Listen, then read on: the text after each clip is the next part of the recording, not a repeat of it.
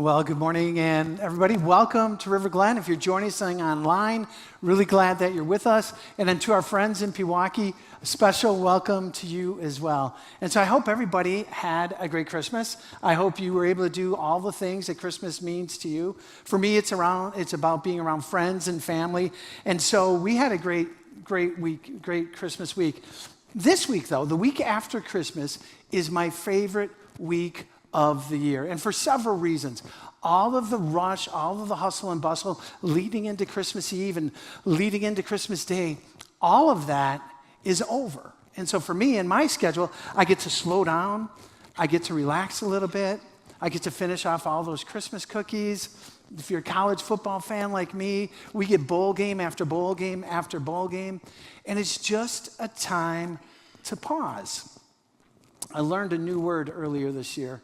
I was having a conversation with a friend, and they said to me, I feel like I'm in a liminal space right now. And they said, do you ever feel like that?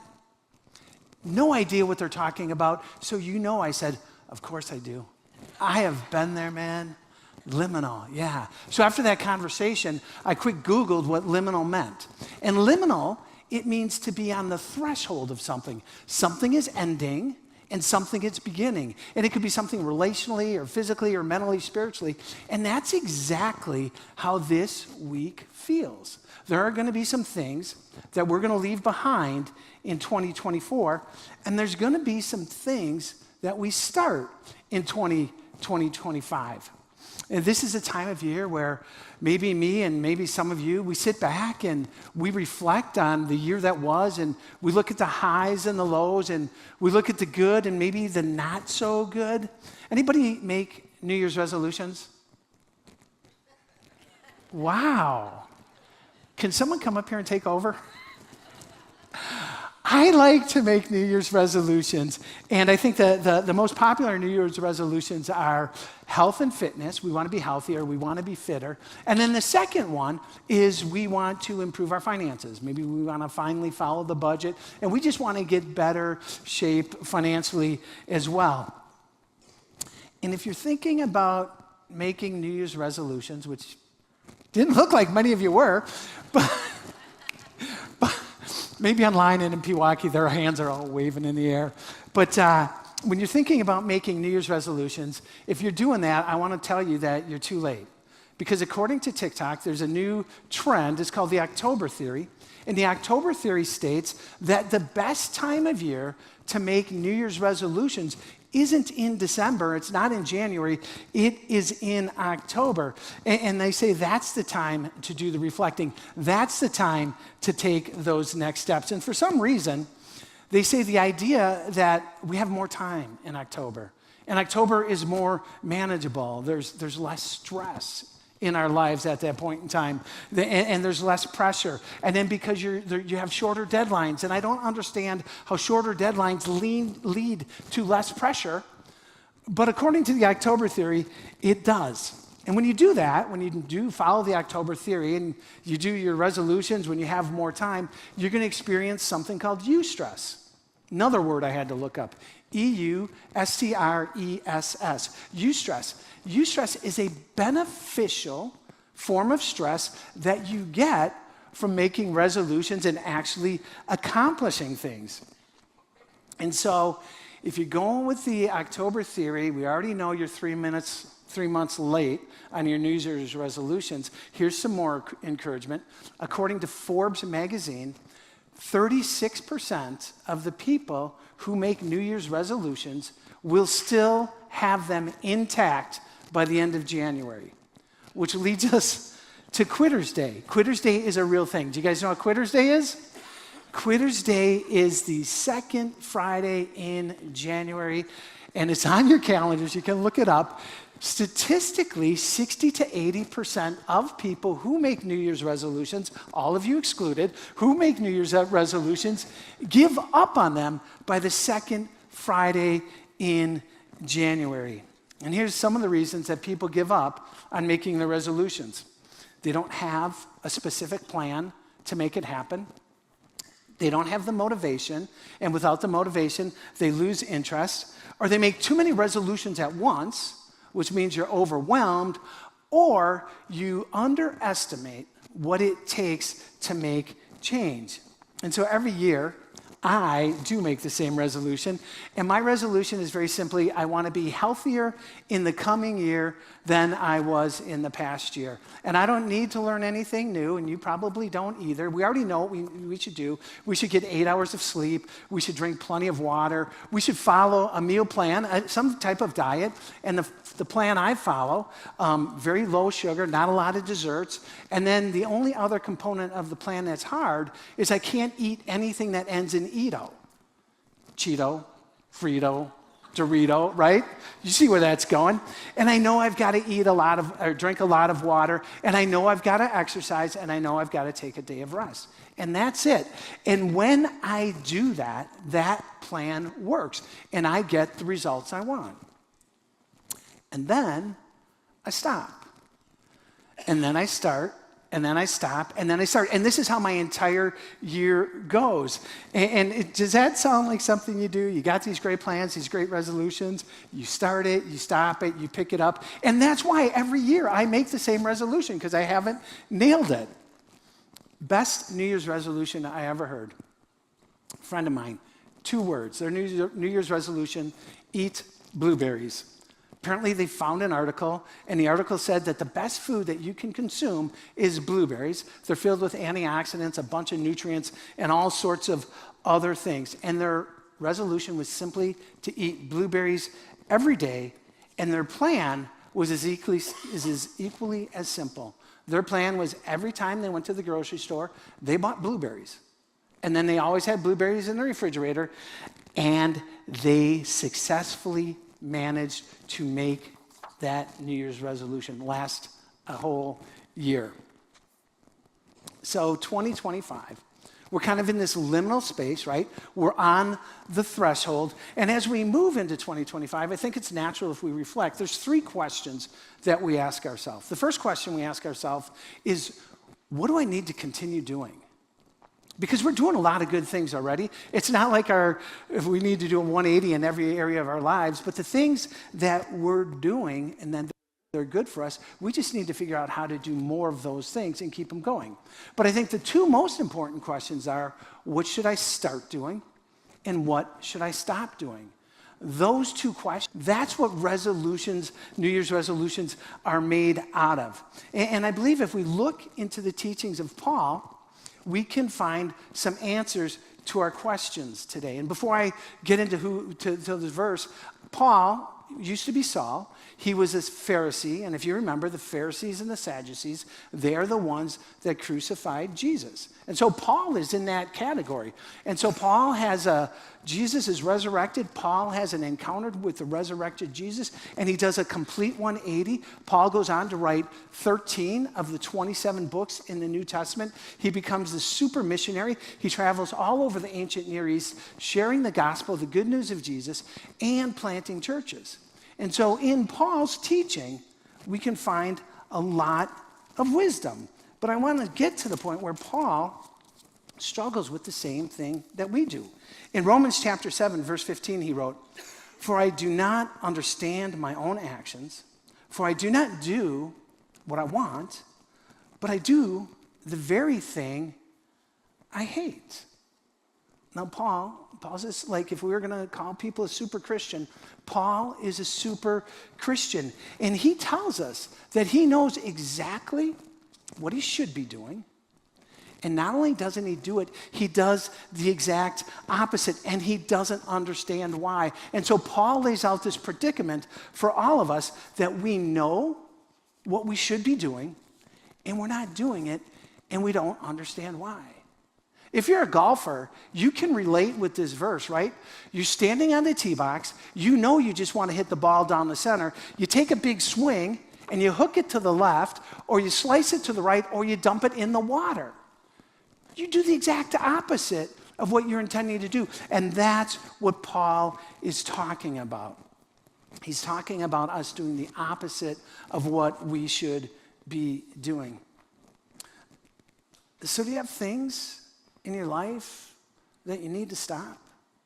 Do you have some baggage that you can just leave behind in 2024? Earlier this year, back in April, I had some extended time off, and so Kelly and I took advantage of that, and we decided to tour the state of Tennessee. Now, neither one of us had gone on a trip that long before, and so here's a photo, and I don't want you to look at us. I want you to look at the back of the car. That's my car. They're going to zoom in on that. We had to pack and repack that car over and over again because I could not see out of the rear view mirror. And we finally got it right. And so we took off. And it became abundantly clear very quickly that we had overpacked. Here's just some of the stuff that I overpacked. Well, some of it was Kelly's. We brought 2 sets of golf clubs because we were going to play golf all across the state of Tennessee. And I did play a lot of golf. I played 5 or 6 times. Kelly's set of clubs, never used them. Dragged them with us everywhere we went. She was with me. She was driving the golf cart. We never used her clubs. I brought 80 pounds, right? Start, stop, start, stop. I brought 80 pounds worth of dumbbells, and I was going to work out all throughout Tennessee. I was set to go, and I used those weights one time. This is something I don't understand. I brought 10 changes of clothing, 5 pair of shorts, 5 pair of pants, all the shirts. I brought 5 pair of shoes, and that does not include my golf shoes. I brought 2 books along and my Bible, and I did read the Bible. And that was just me overpacking. I had a partner in crime, and I learned 2 lessons. The first lesson I learned was to pack less. And the second lesson I learned was that when we have excess baggage, it comes with us everywhere we go. And so what will you stop? Like Paul, we all know there are things we should be doing, and there are things we shouldn't be doing. And so, is there some baggage that you can leave behind in 2024? Do you have any relationships and they're toxic, and every time you're with certain people in your life, you walk away feeling less than? You feel miserable, you feel awkward, you feel uncomfortable? Do you find yourself putting yourself in the same situation over and over again, and it never works out right? What about bad habits? We got good habits. What about bad habits? Are you finding yourself, maybe you're drinking a little more than you used to, and maybe you're doing that a little more often than you used to, or maybe you're smoking, or maybe you're just indifferent, and you are coasting through life. You're indifferent about anything, and you don't even care about the things that you should be caring about. And then maybe we mask. And in order to mask whatever is going on in our lives, we start binging. And there's so many different ways that we binge. We can binge on TV. We can binge on overeating. We can binge on self-medicating. We can binge on overspending. But whatever it is, what baggage, what bad habits can we leave behind to start better habits? And so then the question is, what will I leave behind? But what will I start? And I think sometimes before we start anything, we have to remember where we are. And if you're a follower of Jesus, this verse is specifically for you. And I know that some people here are watching online in Pewaukee. You might not be a follower of Jesus. Really glad you're here. Please continue to listen. But Paul writes in 2 Corinthians chapter 5, verse 17, Paul writes, "Therefore, if anyone is in Christ, they are a new creation. The old is gone, and the new has come." So I suggest we start right here. We start with what Paul tells us. You are a new creation.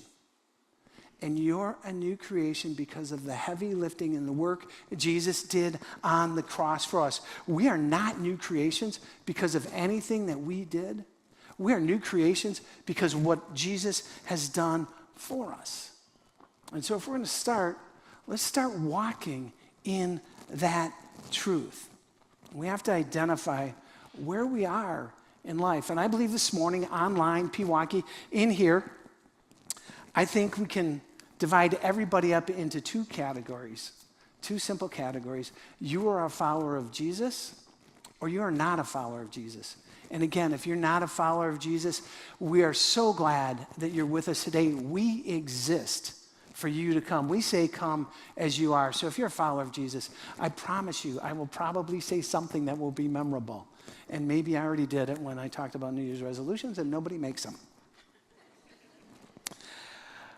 But if you're a follower of Jesus, I think I can break that down into three categories, and we could probably break them down into a whole bunch of categories, but I picked three. And I think the first category as a follower of Jesus is you are coming to faith. You're a new believer, and everything you learn is fascinating. You're driving down the road, and now you're listening to Christian music, and you got a new Bible. Maybe it was a gift. Maybe you bought your first Bible, or maybe you subscribe to the YouVersion verse of the day, and you're opening that Bible, or you're reading that verse of the day. You're going through the devotional, and everything you learn is brand new. You want to know absolutely everything that is in this book, and you want to know it right now. You heard that the Old Testament conceals Jesus. You heard that the New Testament reveals Jesus, and you want to know what that means. And as a new follower of Jesus, we all have this mountaintop experience. And in life, we have mountaintop experiences all along the way. Maybe you were on a championship team, or maybe your mountaintop experience, maybe it was when you graduated high school or you graduated college. Maybe it's when you got married. Maybe it's when you had children. Maybe it's when you got that dream promotion and you got the job you always wanted. There are many different ways in life to have a mountaintop experience. But the thing about mountaintop experiences, we never stay on the mountaintop. Mountaintops are temporary. And we come down off that mountain and we come down into the valley. Now, I'm not saying we go from the highest highs to the lowest lows, but we go back in the valley to prepare for an even, hopefully, higher mountaintop experience. And so that's what you're experiencing when you're coming to faith. I think a second category of followers of Jesus is you're complacent in your faith.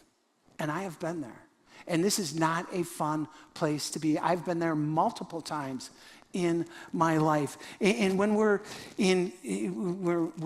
complacent in our faith, we come off that mountaintop and things just don't seem the same. And we can't put our finger on it. We know that something is different.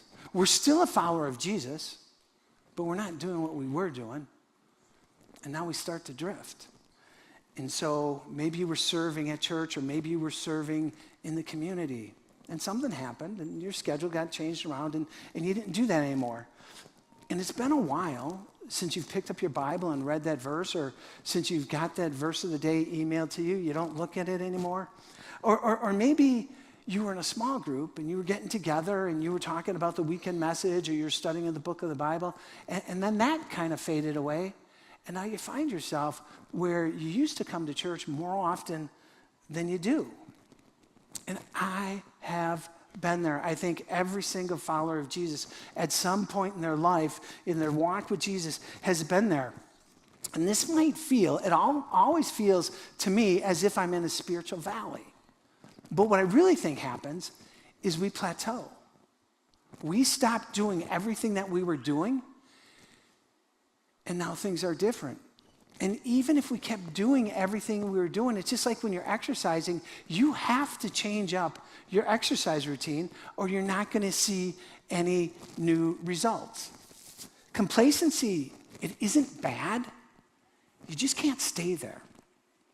And then I think the third category, I would just say you're committed. You are all in. You are growing in your faith daily. You are seeking ways to serve others. You understand that your faith isn't just about you. It's about others as well. And you're taking people back to the mountaintop with you. You're breathing life into people. You learned that you're going to make sacrifices so people can know Jesus. You find out the church, it's not just about you and your preferences. It's about everybody that we tell to come as you are, and you're riding that wave and you're doing everything Jesus asked us to do. And so I want to go back to that verse. Everyone who's a follower of Jesus, Paul wrote, therefore, If anyone is in Christ, they are a new creation. The old is gone, and the new has come. So the second group, my favorite people here, you don't call yourself a follower of Jesus. And I believe we can break that down into two groups, and we can probably break it down to more, but I'm just going to break it down into two groups to stay under my time limit. And the first group, I would just say you're spiritually curious. You believe something. You don't know what you believe. You might believe that there's a higher power, or you might believe in intelligent design, or you might even say, hey, there's 7 major world religions. Aren't they all the same? Don't they all end us up in the same place? And you probably don't have a name for what you believe, and so you call yourself agnostic. And then the second category of people who aren't followers of Jesus, I believe that you just believe that this is all there is. Yesterday had 24 hours. Those 24 hours are gone. They're never going to come back. They're not going to be replaced. They're gone. And you believe that just like yesterday is gone, we live, we die, and that's it. There's nothing more. Well, I want to go back to my friend, and I want to talk about the blueberry effect, because here's what happened to them. They started eating blueberries over several months, and what they started to notice is they started feeling healthier. And so they decided to add a new habit, so they started eating more fruits and vegetables, less double cheeseburgers, more grilled chicken. They started losing some weight.